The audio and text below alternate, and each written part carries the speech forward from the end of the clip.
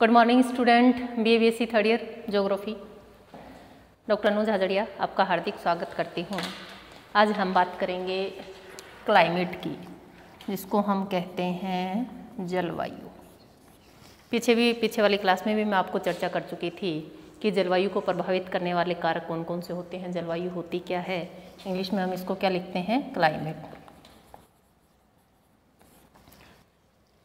एक मानसून बताया था मैंने, मानसून होती है, और मानसून का अर्थ क्या बताया था, अरबी के मौसम जो शब्द है उससे बना है, और इसका अर्थ होता है ऋतु के अनुसार पवनों की दिशा में परिवर्तन। कि जैसे ही सर्दी की ऋतु आती है पवनों की दिशा में परिवर्तन हो जाता है, गर्मी आती है तो वो कह सकते हैं कि गर्मी और सर्दियों में दोनों विपरीत जो हवाएं हैं वो विपरीत दिशा में चलती हैं। मानसून अरबी भाषा के मौसम शब्द से बना है, जिसका अर्थ होता है कि ऋतु परिवर्तन के साथ हवाओं की दिशा में परिवर्तन होना। इससे पहले हम 2-5 छोटी छोटी बातों को वर्णन करेंगे, उसके बाद हम बात करेंगे। एक तो जलवायु को प्रभावित करने वाले कारकों का मैं आपको वर्णन कर चुकी थी, जिसमें अक्षांश था, ऊंचाई थी, उच्चावच जिसको हम बोलते हैं, समुद्र तल से दूरी थी, उन सभी चीज़ों का हम वर्णन कर चुके हैं। तो उन्हीं सबको ध्यान में रखते हुए आगे हम बात करते हैं। पहले 2-4 चीज़ें मेन जो हैं वो बताऊंगी, उसके बाद हम इसके बारे में बात करना प्रारंभ करेंगे। देखिए, जो मानसून है, भारत में किस प्रकार की मानसून पाई जाती है। भारत में पाई जाती है उष्ण कटिबंधीय मानसूनी जलवायु। क्वेश्चन जो भी आया आपके पास, ऑप्शन बेस्ट ऑप्शन ये है कि भारत में किस प्रकार की जलवायु पाई जाती है, उष्ण कटिबंधीय मानसूनी जलवायु। अब हम कहेंगे कि कर्क रेखा मध्य से गुजरती है, लेकिन उसमें शीतोष्ण भी जलवायु होनी चाहिए। उसका रीजन है 0 डिग्री हमारी नीचे से गुजरती है, कर्क रेखा भारत के मध्य से गुजरती है, लेकिन जो हिमालय पर्वत है वो क्या करता है, भारत की जो जलवायु है उसको किस में कन्वर्ट कर देता है। कह सकते हैं कि जो साइबेरिया से जो ठंडी पवनें आती हैं उनको हिमालय पर्वत रोक लेता है, और भारत में जो जलवायु पाई जाएगी तो कौन से प्रकार की पाई जाएगी, उष्ण कटिबंधीय मानसूनी जलवायु। कौन से प्रकार की, उष्ण कटिबंधीय मानसूनी जलवायु। क्योंकि 23.5 डिग्री यहाँ से निकलती है, तो इस पूरे क्षेत्र में इसी प्रकार की उष्ण कटिबंधीय दशाएं यहाँ पर पाई जाती हैं, और हिमालय जो उधर से ठंडी पवनें आती हैं उनको रोक लेता है, और जिसके कारण हिमालय के उत्तर में शीतोष्ण कटिबंधीय जलवायु पाई जाती है। लेकिन अगर हम भारत की बात करें तो भारत में उष्ण कटिबंधीय मानसूनी जलवायु पाई जाती है। अब बात आती है कि जो मानसूनी जलवायु है, मानसून कितने प्रकार का होता है। मानसून 2 प्रकार का होता है। देखिए, सबसे पहले ये हमारा मैप है, इसमें आपको दिशा ज्ञात होनी चाहिए कि कौन सी दिशा कौन सी है। जैसे अब मैं मानसून के बारे में आपको बताऊं कि जो मानसून है उसको हम कितने प्रकार बता सकते हैं, 2 प्रकार बता सकते हैं। एक तो कौन सा है, इधर से इधर उत्तर, पूर्व पश्चिम, ऊपर है हमारा उत्तर और नीचे है हमारा दक्षिण। सही है। तो हमारे यहाँ देखिए 2 ऋतुएं पाई जाती हैं, एक है ग्रीष्म ऋतु और दूसरा है शीतकालीन। ग्रीष्म और गर्मी की ऋतु और सर्दी की ऋतु। तो उसके अकॉर्डिंग क्या होती है, जो हमारी जो मानसून हवाएं हैं उनकी दिशा में परिवर्तन पाया जाता है।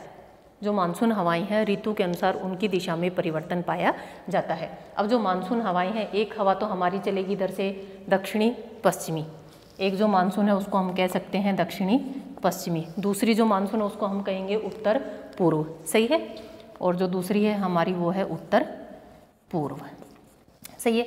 जो दक्षिण पश्चिमी मानसून है उसको हम दूसरा नाम ले सकते हैं ग्रीष्मकालीन।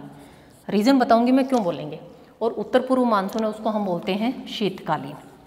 देखिए क्या होता है, हमारे यहाँ जब गर्मी का मौसम होता है, मैंने जल और स्थल के स्वभाव का आपके कि किस प्रकार से जल और स्थल कार्य करता है या उसका स्वभाव पाया जाता है, इस क्षेत्र की बात करें उस क्षेत्र की बात करें, दोनों में डिफरेंस है। ये है हमारे पास अरब सागर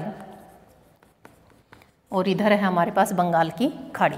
आपने देखा होगा कि जब सूर्य की स्थिति कर्क रेखा पर होगी 23.5 डिग्री उत्तरी अक्षांश, कब मिलेगी, जून में। सही है। ऋतु कौन सी है, ग्रीष्म। सही है। तो उस समय क्या होता है, तो उत्तर भारत में भयंकर सूर्य की सीधी किरणें पड़ती हैं। सूर्य की सीधी किरणें पड़ेंगी तो तापमान कैसा मिलेगा, अधिक मिलेगा। तापमान अधिक मिलेगा तो वायुदाब कम मिलेगा। यहाँ ताप आप जानते हैं कि यहाँ से गुजरती है ये, ठीक है। अब यहाँ पर तापमान अधिक, तापमान अधिक तो वायुदाब कैसा, वायुदाब कम। अब इसकी तुलना में जलीय भाग है, वहाँ पर तापमान क्या मिलेगा, तापमान कम मिलेगा। अरब सागर में हम कह सकते हैं कि तापमान कम और वायुदाब ज़्यादा, वायुदाब अधिक। जैसा आप सभी जानते हैं कि जो पवनें चलती हैं उच्च वायुदाब से निम्न वायुदाब की ओर गति करती हैं। तो पवनें कहाँ से चलेंगी, उच्च वायुदाब से निम्न वायुदाब की ओर पवनें चलेंगी, सही बात है। तो ग्रीष्मकालीन जो मानसून है उसको हम दक्षिण पश्चिम मानसून कह सकते हैं, नहीं कह सकते। ये हमारा दक्षिण है, ये हमारा पश्चिम है। तो इस देखिए जिस दिशा से पवनें जाती हैं उस दिशा पर उन पवनों का नाम रखा जाता है, ठीक है। दक्षिण है, पश्चिम है, सही है।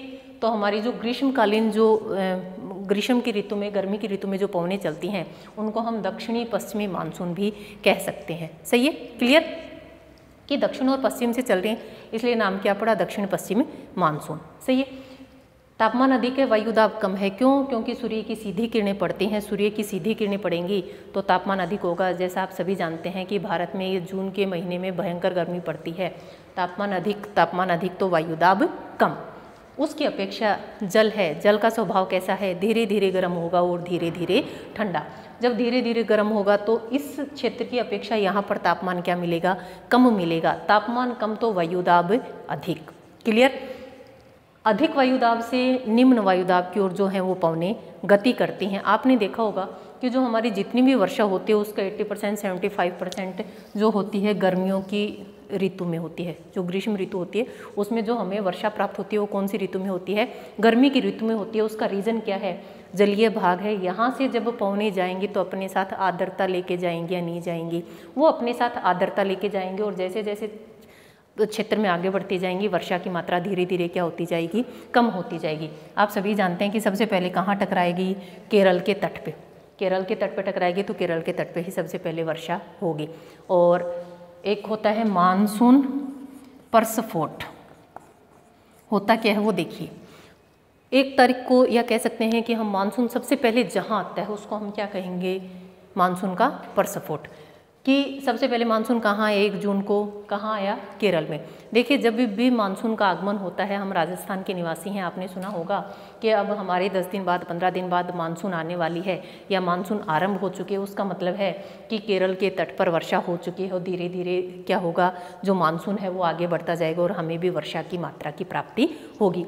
तो हमारी जो वर्षा होती है वो कौन सी ऋतु में होती है, ग्रीष्म ऋतु में होती है। और जो पवनें होती हैं उनको हम बोलते हैं दक्षिणी पश्चिमी मानसून। इसी में आगे अगर हम बात करें तो आपने देखा होगा कि वर्षा में कम और अधिकता पाई जाती है। एक होता है उच्चावच। क्या होता है, उच्चावच। उच्चावच क्या करता है, हमारी जो मानसून है या कह सकते हैं वर्षा को प्रभावित करने वाले कारकों में सबसे अधिक महत्वपूर्ण है। सही है। जो उच्चावच है, ऊंचाई है, वो वर्षा को प्रभावित करने वाले कारकों में सबसे महत्वपूर्ण है। एक चीज़ आपने देखी होगी, ये हमारा क्या है, पश्चिमी घाट है। सही है। ये कोंकण तट है, ये मालाबार तट है, इधर कोरोमंडल तट है। तो आपने देखा होगा कि सबसे पहले मालाबार तट पे जो होती है वर्षा वो यहीं होती है। इस कॉन्सेप्ट को थोड़ा सा अच्छे से समझिएगा क्योंकि जितने भी कॉम्पिटिशन एग्जाम में जो क्वेश्चन आते हैं वो सारे यहीं से आएंगे। और अगर आपको कॉन्सेप्ट अच्छे से क्लियर है तो आप उन सभी के आसानी से रिप्लाई कर सकते हैं। तो ये जो मालाबार तट है, आपने देखा होगा कि जब मैंने आपको भौतिक प्रदेशों में पढ़ाया था तो यहाँ पहाड़ियों की ऊंचाई बताई होगी। मैंने आपको बताया था कि दक्षिण भारत की जो सबसे ऊंची चोटी है नाईमुडी कहाँ स्थित है, दक्षिणी भारत में है। तो जितनी अधिक ऊंचाई पर ये चोटियाँ पाई जाती हैं, अब यहाँ सर्वाधिक ऊंची चोटी है तो सर्वाधिक वर्षा, अधिक वर्षा कहाँ होती है, यहीं होती है। जैसे जैसे इधर की पूर्व की उत्तर की तरफ जाते हैं तो इन जो चोटियाँ हैं इनकी ऊंचाई क्या होती जाती है, कम होती जाती है। उसी प्रकार से वर्षा की मात्रा भी क्या होती जाती है, कम होती जाती है।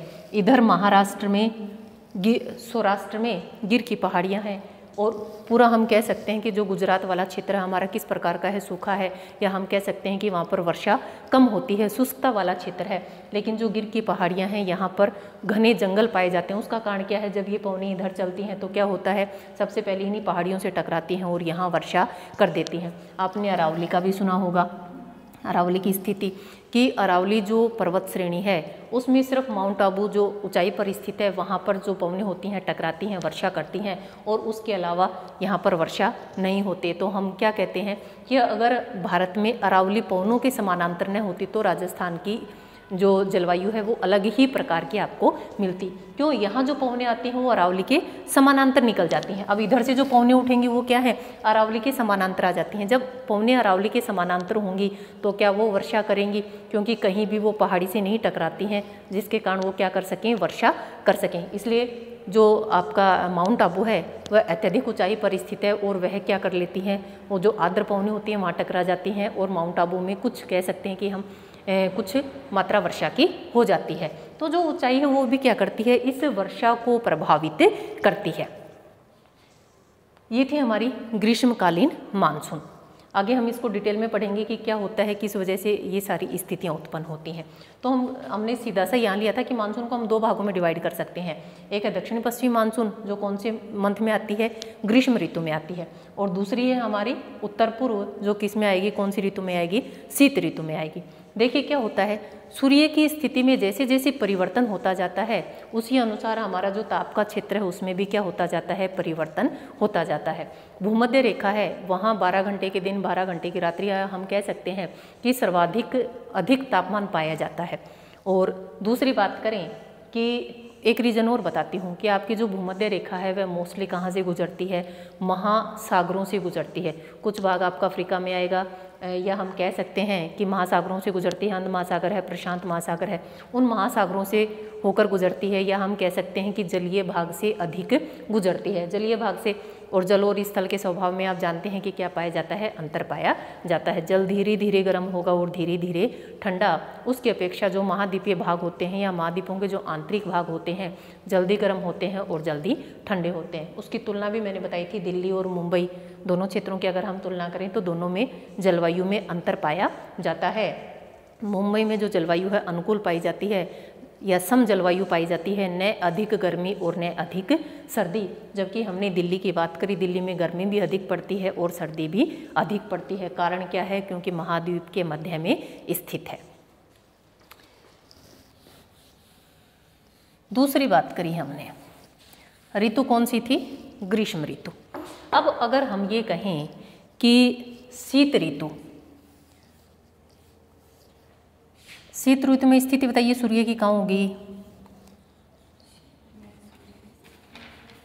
देखिए जो शीत ऋतु की अगर हम बात करें, सूर्य की सीधी किरणें हमारे यहाँ नहीं पड़ती हैं, मकर रेखा पे पड़ेंगी। सही है, कहाँ पड़ेंगी, मकर रेखा पर। अब मकर रेखा पर सूर्य की सीधी किरणें पड़ती हैं तो आपने ये भी देखा होगा कि भारत में जो सूर्य की किरणें हैं वो किस प्रकार से आएंगी, तिरछी आएंगी। सही है। अब एक चीज़ और देखिए आप, सूर्य की किरणें हमें प्राप्त हो रही हैं, दूसरा हम ये देखेंगे, एक हमारे पास जलीय भाग है और दूसरा हम कह सकते हैं महाद्वीपीय भाग है या तिब्बत का पठार है, एक ही बात है। तो जो चट्टानें होती हैं वो पानी की बजाय जल्दी गर्म भी होंगी और जल्दी ठंडी भी होंगी। एक बड़ा अच्छा एग्जाम्पल बताती हूँ, जब आपके यहाँ सूर्य सिर पर हो, कह सकते हैं कि हम गर्मी का मौसम हो, तो छत पे जाना और एक बाल्टी पानी रख देना और 1 घंटे बाद जाना, आप पानी के तापमान में इतना अधिक अंतर नहीं मिलेगा। और छत पे हाथ रख के देखना कि जो छत है उसका तापमान अत्यधिक, आप उस पर हाथ नहीं रख पाएंगे। उसका कारण क्या है, क्योंकि पानी की बजाय जो चट्टानें हैं वो अत्यधिक तीव्र गति से गर्म होती हैं, और तीव्र गति से गर्म होंगी तो तीव्र गति से ठंडी भी होंगी। अब इसकी बात हम करें, यहाँ पे क्या होता है, ये तो हमने ग्रीष्म ऋतु की बात की थी। अब हम बात करें जैसे शीत ऋतु की या उत्तर पूर्व इसकी मानसून की, तो इसमें क्या होता है, इधर आपका तिब्बत का पठार है, ये प्रायद्वीपीय भारत है। तो आपने देखा होगा कि जल भाग की अपेक्षा न्यून तापमान कहाँ मिलेगा, तापमान कम कहाँ मिलेगा, महाद्वीपीय भाग में मिलेगा। भाई सर्दी पड़ रही है तो कौन सा ज़्यादा ठंडा प्रदेश मिलेगा, महाद्वीपीय भाग क्या मिलेगा, ठंडा मिलेगा। ठंडा मिलेगा तो तापमान क्या है, ताप क्या है, कम। सही है। और वायुदाब ज़्यादा। इसकी तुलना में हिंद महासागर की बात करें, अरब सागर की बात करें, इसकी तुलना में तापमान अधिक, और तापमान अधिक तो वायुदाब कम। इधर हमने बात की थी जब जल से पौने जाएंगी तो अपने साथ आर्द्रता लेके जाएंगी, लेकिन इधर तिब्बत के पठार से आती हैं या इस क्षेत्र से जो पवनी आएंगी क्या अपने साथ आर्द्रता लेके आएंगी? नहीं लेके आएंगी। क्यों नहीं लेके आएंगी? अगर हम इसी क्षेत्र की बात करें, यहाँ से पवनी चलती हैं, तिब्बत का पठार काफ़ी लंबा विस्तृत पठार है, अत्यधिक ठंडा होगा, वायुदाब क्या होगा? ज़्यादा होगा। पवनी जब चलना प्रारंभ करेंगी तो क्या होगा? इधर से जो पवनी आएंगी क्या वो वर्षा करेंगी? नहीं करेंगी। क्यों नहीं करेंगी? उसका रीज़न है क्योंकि स्थल भाग से जो पवनें आ रही हैं जब उनको जल उपलब्ध ही नहीं होगा, थोड़ा बहुत नदियों से झीलों से जो जल उपलब्ध होगा छिटपुट वर्षा हो सकती है, लेकिन ऐसी पवनें वर्षा नहीं करते हैं। ऐसा माना जाता है कि शीतकालीन जो मानसून है 13% वर्षा शीतकालीन मानसून से होती है, लेकिन वो हम बताएंगे कि कौन सी मानसून से होती है। शीतकाल में भी 2 तरह की जो पवनें होती हैं उनके माध्यम से वर्षा होती है, आगे हम बात करेंगे उसकी। लेकिन सबसे पहले हम उत्तर पूर्व की बात कर रहे हैं, तो यहाँ से जो पवनें आती हैं उसके माध्यम से वर्षा नहीं होगी, लेकिन जो पवनें इस वाले क्षेत्र से आएंगी और बंगाल की खाड़ी के ऊपर से गुजरेंगी वो इस कोरोमंडल पर वर्षा कर देती हैं। मैंने आपको पहले भी बताया होगा कि भारत में शीतकालीन के मौसम में, शीतकाल में कौन से क्षेत्र पर वर्षा होती है या कौन से राज्य में वर्षा होती है, तो मैंने आपको आंसर बताया होगा तमिलनाडु, और इसको हम दूसरा कह सकते हैं कोरोमंडल तट। क्योंकि आप नेट वेट की कभी भी एग्जाम दोगे तो बेटा हो सकता है स्टेट की जगह आपसे क्या पूछ लिए जाए, प्रदेश का नाम पूछ लिए कि शीतकाल में कौन से तट पर वर्षा होती है, कोंकण, मालाबार और कोरोमंडल। तो हम क्या कहेंगे कि शीतकाल में कोरोमंडल तट पर वर्षा होती है। कौन सी पवनों से? उत्तर पूर्व या शीतकालीन पवनों से। तो 13% जो वर्षा होती है वो शीतकालीन मानसून से हमें प्राप्त होती है। अब बात आती है ये वर्षा क्यों होती है? क्योंकि ये जो पवनें हैं वो बंगाल की खाड़ी के ऊपर से गुजरती हैं। जब ये शुष्क पवनें इस बंगाल की खाड़ी के ऊपर से गुजरती हैं तो अपने साथ जो आर्द्रता है उसको ग्रहण कर लेती हैं, और जब यहाँ नल्ला मलाई और वो जो पहाड़ियाँ हैं शेवराय, जावदी, उनसे जब टकराती हैं तो यहाँ पर तमिलनाडु में वर्षा हो जाती है। यहाँ पर पहाड़ियों का भी मैंने आपको लिखवाया था कि उत्तर से दक्षिण तक उनका क्रम क्या पाया जाता है। तो यहाँ क्या होता है, वो इन पहाड़ियों से टकराती हैं और शीतकाल में यहाँ वर्षा होती है। कि भारत का एकमात्र राज्य जहाँ पर शीतकाल में वर्षा होती है तो हम क्या बताते हैं? तमिलनाडु। और मंडल की बात पूछी जाए तो कोरोमंडल तट पर यहाँ वर्षा होती है। इस वाले भाग को बोलते हैं कोंकण, मालाबार, और ये वाला जो भाग है इसको हम बोलते हैं कोरोमंडल तट। तो शीतकाल में जो वर्षा होती है कौन से तट पे होती है? कोरोमंडल तट पर होती है। ये हमने 2 बात की थी, 2 तरह के हमने क्या बताए थे? मानसून के प्रकार बताए थे।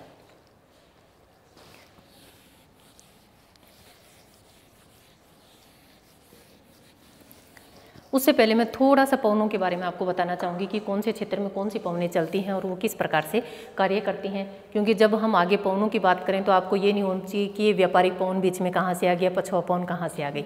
तो एक बार थोड़ा सा देख लीजिए उसको कि पवनों का जो दिशा है उसके बारे में भी हम बात करेंगे। देखिए फेरल महोदय थे, उन्होंने पवनों की दिशा के बारे में बताए थे। कोरियालिस बल होता है, पृथ्वी के जो गुरुत्वाकर्षण बल होता है उसी की तरह वह कार्य करता है।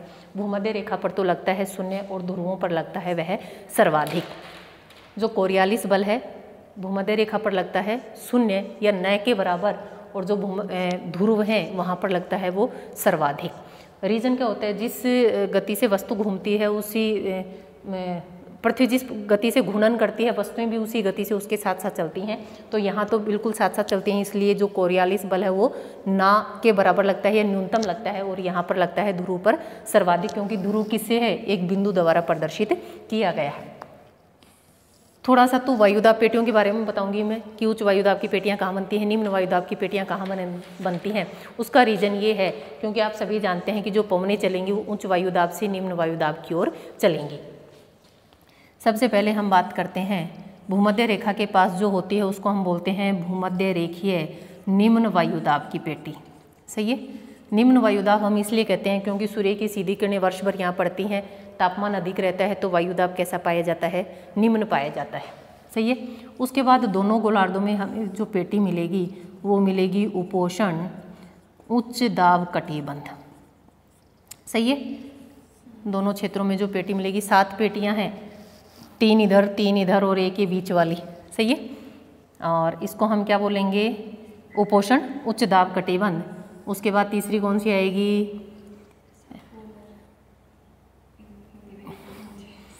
लास्ट है ध्रुवीय, और इससे पहले एक आती है शीतोष्ण बोल सकते हैं हम, या शीत, और उच्च है तो निम्न वायुदाब की पेटी, और ये लास्ट वाली है उच्च वायुदाब की पेटी। तो हमारा सिर्फ अभी तक सिर्फ इतना काम है कि जो भूमध्य रेखा है उस पर निम्न वायुदाब की पेटी पाई जाती है, 23.5 डिग्री उत्तरी गोलार्ध में उच्च वायुदाब की पेटी पाई जाती है, और दक्षिणी गोलार्ध में भी उच्च वायुदाब की पेटी पाई जाती है। इसकी बात हम आगे करेंगे कि यहाँ तापमान भी अधिक रहता है लेकिन वायुदाब भी उच्च पाया जाता है। पृथ्वी की घूर्णन गति के कारण ऐसा होता है। जब वायुदाब की पेटियाँ पढ़ेंगे उसमें पढ़ेंगे हम इसको डिटेल से। तो सिर्फ आपको इतना जानना है कि भूमध्य रेखा पर तो निम्न वायुदाब की पेटी पाई जाती है और दोनों तरफ उपोषण उच्च वायुदाब की पेटी पाई जाती है। उपोषण क्या होता है? शीतोष्ण और उष्ण कटिबंध के मध्य की जो पेटी होती है उसको हम कहते हैं, क्या बोलते हैं? उपोषण उच्च वायुदाब की पेटी। फेरल महोदय थे, उन्होंने एक बात कही थी कि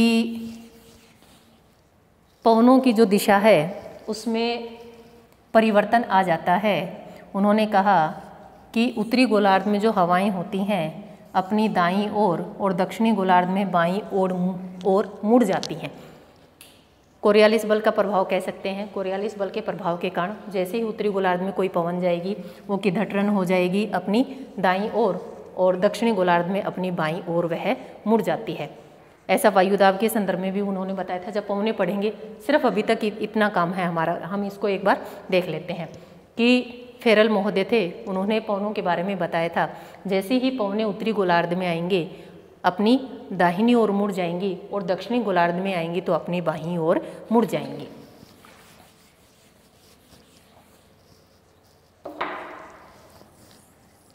भूमध्य रेखा है, वहां पर जो पवनें चलती हैं उसको बोलते हैं हम व्यापारिक पवन।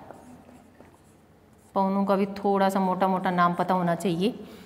भूमध्य रेखा पर जो पवनें चलती हैं उनको बोलते हैं व्यापारिक पवनें। उसके बाद है पछुआ पवनें और लास्ट में है ध्रुवीय पवनें। व्यापारिक पवनें, भूमध्य रेखीय क्षेत्र पर कौन सी पवनें चलती हैं? व्यापारिक पवनें चलती हैं। 23.5 से 66.5 डिग्री कौन सी चलेंगी? पछुआ पवनें चलेंगी। और 66.5 से 90 डिग्री तक कौन सी चलेंगी? ध्रुवीय पवनें चलेंगी। इसी प्रकार से दक्षिण गोलार्ध में चलती हैं। सबसे पहले भूमध्य रेखा के पास व्यापारिक पवनें, फिर पछुआ पवनें और फिर है ध्रुवीय पवनें। व्यापारिक पवनें प्राचीन समय में इसलिए नाम पड़ा था क्योंकि ये पवनें व्यापार करने में सहायक होती थी। पाल वाली नाव होती थी, उसको ले जाने में इजी रहता था, इसलिए नाम क्या पड़ गया इनका? व्यापारिक पवनें की, व्यापार करने के उद्देश्य से। अब बात करते हैं हम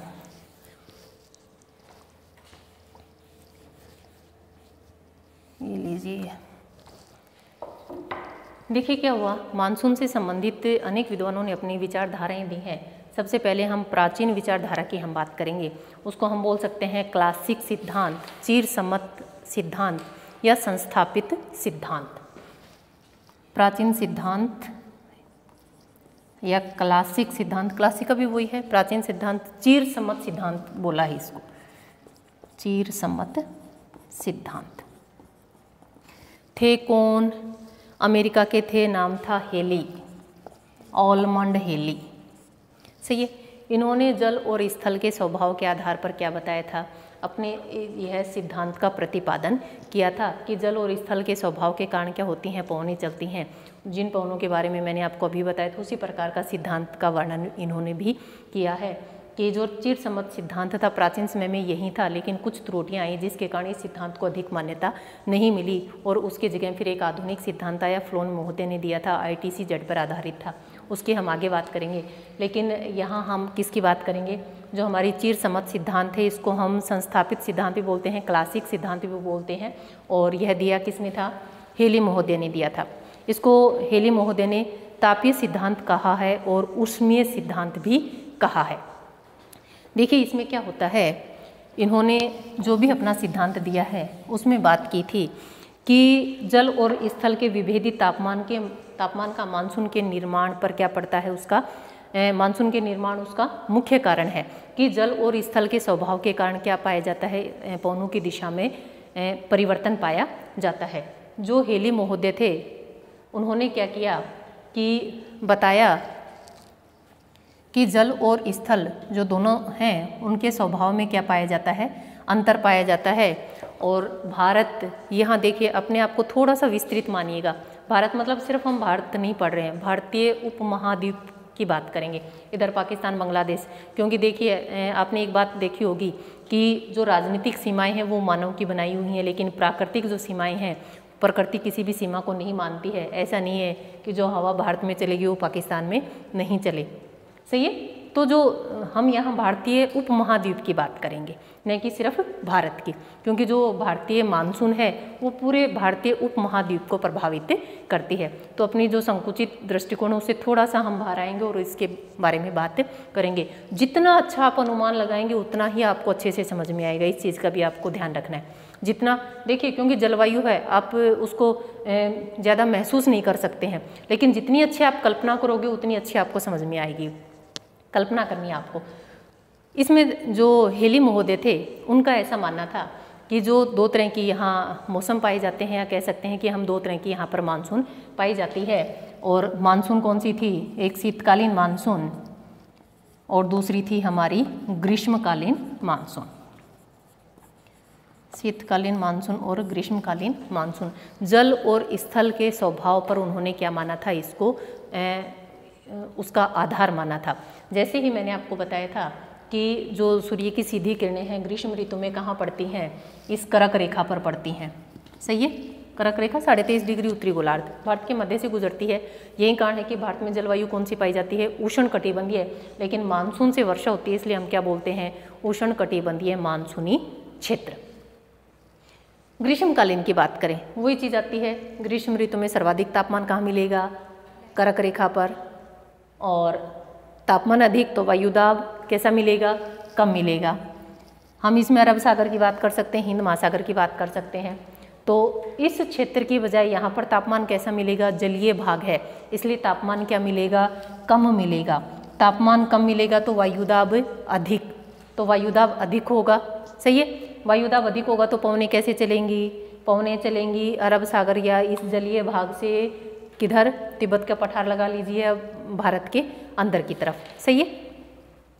तो ये ग्रीष्मकालीन मानसून, अभी मैंने 2 मिनट पहले बताया था, सिर्फ वही स्थितियां बनती हैं इसमें, लेकिन इस सिद्धांत में कुछ कमियां रह गई थी, उनके बारे में उन्होंने बताया था, इसलिए एक नया सिद्धांत आ गया। तो जो ग्रीष्मकालीन है, ये जो पवनें यहाँ से चलेंगी, अब जलीय भाग से जो पवनें चलेंगी अपने साथ क्या लेके जाएंगी? आर्द्रता लेके जाएंगी, और अपने साथ आर्द्रता लेके जाएंगी तो क्या करेंगी? वो वर्षा करेंगी। तो ये इधर से जो जाएंगी ये भारत में क्या करेंगी? वर्षा करेंगी। सही है। दूसरा, इस क्षेत्र के बारे में आपने देखा होगा कि विश्व की जो सर्वाधिक जो वर्षा है वो कहाँ पाई जाती है? आपकी इस मेघालय में। पहले पाई जाती थी चेरापूंजी में, वर्तमान समय में मोसिनराम। क्यों पाई जाती है? सर्वाधिक वर्षा इसलिए पाई जाती है क्योंकि जब यहाँ से जाती है तो यहाँ बंगाल की खाड़ी से क्या ले लेती है? आर्द्रता को ग्रहण कर लेती है, और यहाँ पर पहाड़ियाँ पाई जाती हैं। और पहाड़ियाँ किस प्रकार की हैं? कीप की आकृति की पहाड़ियाँ पाई जाती हैं, और जब तक वह अपनी नमी नहीं खो देती, आर्द्रता नहीं खो देती, उन पहाड़ियों से वह बाहर नहीं आ पाती है। और यही कारण है कि विश्व की जो सर्वाधिक जनसंख्या है, विश्व की जो सर्वाधिक वर्षा है वो कहाँ पाई जाती है? इसी मोसिनराम में, मेघालय में पाई जाती है। ग्रीष्मकालीन की बात करते हैं। सही है। जल वाले भाग से पवनें जा रही हैं, अपने साथ आर्द्रता लेके जा रही हैं। आर्द्रता लेके जा रही हैं तो पूरे क्षेत्र में वर्षा करती जाएंगी। अब एक चीज़ और बताती हूँ आपको। आपने देखा होगा कि जो पहाड़ी क्षेत्र होते हैं, सबसे पहले पवनें वहाँ टकराती हैं, वहाँ वर्षा करती हैं, आगे शुष्क हो जाती हैं, फिर आगे चली जाती हैं। तो यहाँ जो पश्चिमी घाट हम कह सकते हैं उससे टकराती हैं, वर्षा करती हैं, लेकिन इस वाले भाग में पवनें वापस से शुष्क हो जाती हैं। जैसे जैसे उसको कह सकते हैं कि हम आर्द्रता मिलती जाती है उसी अकॉर्डिंग आगे बढ़ती जाती है। लेकिन यहाँ जो मेघालय में जाती है उसकी कुछ जो भाग हैं वो इस बंगाल की खाड़ी के ऊपर से गुजर जाते हैं, और यहाँ से क्या कर लेते हैं? वो आर्द्रता को ग्रहण कर लेते हैं। और यही कारण है कि यहाँ पर जो वर्षा होती है विश्व की सर्वाधिक वर्षा पाई जाती है। और जो मानसून होती है उसमें भी अंतर पाया जाता है कि इस वर्ष जो मानसून है कम आई, अगले वर्ष अधिक आई। तो उसके भी बहुत सारे रीजन हैं जिनकी हम आगे चर्चा करेंगे। तो ये थी हमारी ग्रीष्मकालीन मानसून कि जल से जो पवनें जाएंगी अपने साथ क्या लेके जाएंगी? आर्द्रता लेके जाएंगी। शीतकालीन अगर हम मानसून की बात करें तो सेम इसके विपरीत स्थितियाँ पाई जाती हैं। आपने देखा होगा कि सर्दियों में हमारे यहाँ सूर्य ताप की मात्रा क्या होती है? कम प्राप्त होती है। अब सूर्य ताप की हमें मात्रा कम प्राप्त होगी तो हमारे यहाँ तापमान कैसा मिलेगा, न्यूनतम तापमान मिलेगा। सर्दी का पढ़ा भी होगा आपने, दिल्ली की सर्दी। तो उसका रीज़न क्या है, क्योंकि महाद्वीपीय प्रकार की जलवायु पाई जाती है, इसलिए तापमान क्या पाया जाता है, यहाँ पर कम पाया जाता है। जब यहाँ पर तापमान कम तो वायुदाब क्या होगा, अधिक होगा। वायुदाब क्या होगा, अधिक होगा। और यहाँ महासागर में इसकी बजाय तापमान अधिक और वायुदाब क्या होगा, यहाँ पर कम होगा। हम सभी जानते हैं उच्च वायुदाब से निम्न वायुदाब की ओर पवनें चलेंगी। तो शीतकाल में जो ये पवनें हैं इनकी दिशा में क्या आ जाता है, परिवर्तन आ जाता है। अब ये वाली जो पवनें हैं, कुछ जो पवनें हैं वो कहाँ से आ जाती हैं, बंगाल की खाड़ी से आ जाती हैं और कहाँ पर ये जो हमारा कोरोमंडल तट है इस पर वर्षा कर देती हैं। अब इस वाले क्षेत्र से जो पवनें आएंगी, पवनें कैसी होंगी, शुष्क होंगी। क्यों, क्योंकि कौन से भाग से आ रही हैं, स्थलीय भाग से आ रही है। कोई नदी मिले, झील मिले, तालाब मिले, हो सकता है वहाँ से कुछ मात्रा में क्या कर सकती हैं, वो आर्द्रता को ग्रहण कर सकती हैं। लेकिन जैसे ही इस वाले भाग में आएंगी क्या होगा, वर्षा नहीं होगी। क्यों नहीं होगी, क्योंकि स्थल भाग से जो पवनें आ रही हैं वो पवनें कैसी हैं, शुष्क पवनें हैं। शुष्क पवनें हैं तो वर्षा नहीं करेंगी। तो ये जो हेली महोदय था उन्होंने ये 2 प्रकार के इसमें वर्षा का प्रारूप बताया था कि इस प्रकार की स्थितियां पाई जाती हैं। लेकिन बहुत सारे क्वेश्चन ऐसे थे जिनका हमें सवाल नहीं मिला, इसलिए इस सिद्धांत को अधिक समय तक मान्यता भी नहीं मिली। फर्स्ट ये था कि इसकी जो कमियां रही, अगर हम उसकी बात करें तो फर्स्ट इन्होंने कहा कि जो परिघटनाएं होती हैं जलवायु से संबंधित वो स्पष्ट नहीं है। कि कई बार आपने देखा होगा कि अप्रैल और मई के जो महीने होते हैं उसमें भी हमारे पास क्या पाया जाता है, निम्न वायुदाब पाया जाता है। लेकिन भारत में आपने देखा होगा कि उस समय वर्षा नहीं होती है। ठीक है। दूसरा इन्होंने बताया कि हर साल सेम परिस्थितियां रहती हैं, लेकिन वर्षा की मात्रा में कभी तो बढ़ोतरी हो जाती है और कभी कमी हो जाती है। ठीक है। तीसरी बात इन्होंने कही कि मानसून ऐसा होता है, कभी तो समय से पहले आ जाता है और कभी समय से देरी से आता है। तो इसका रीज़न भी इस परिकल्पना के अनुसार सिद्ध नहीं होता है, या हम कह सकते हैं कि इस परिकल्पना के अनुसार हम उन सभी प्रश्नों का उत्तर देने में क्या है, असमर्थ रहते हैं। और लास्ट ये बताया इन्होंने कि जो समान दाब प्रवणता समान रहती है फिर भी लेकिन वर्षा के वितरण में क्या पाई जाती है, असमानता पाई जाती है। दाब प्रवणता क्या होती है, दाब में अंतर, दाब प्रवणता, यस, वायु दाब में अंतर। आप सभी जानते हैं कि जितना अधिक दाब में अंतर होगा पवनें उतनी ही अधिक तीव्र गति से चलेंगी।